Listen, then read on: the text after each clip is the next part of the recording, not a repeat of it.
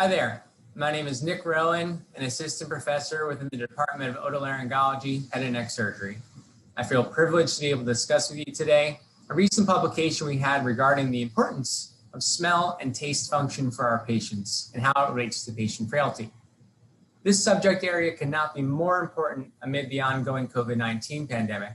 However, this topic will remain critical even long after the current pandemic has ended.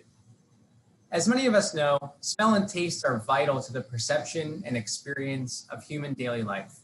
Disruption of these two unique human sensory functions are associated with broad and significant implications for our patients.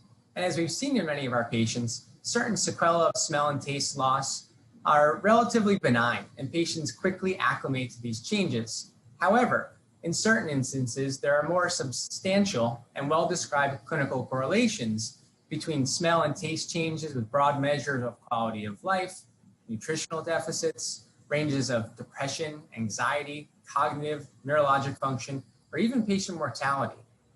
And though smell and taste dysfunction appear to serve as an excellent marker for many of these medical comorbidities, there's a large body of literature and field of study that we as otolaryngologists and clinicians in general do not discuss necessarily in our daily practice. And that's the field of frailty.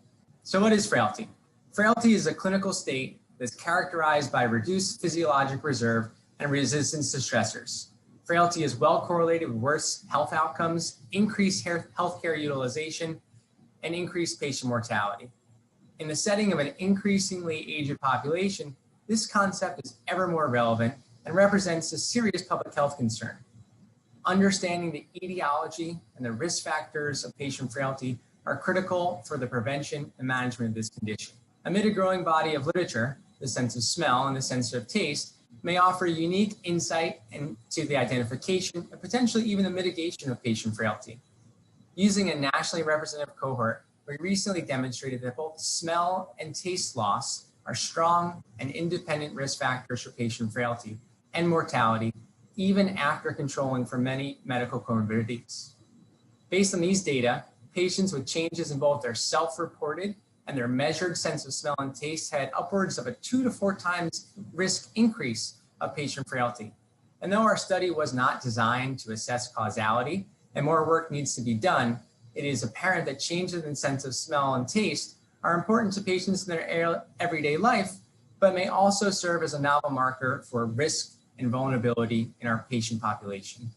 Amid the ongoing pandemic, in which we will continue to see patients with smell and taste issues, it will be important to keep these concepts at the forefront of our mind, and something that we will continue to investigate closely here at Johns Hopkins. Thank you for your time and your attention.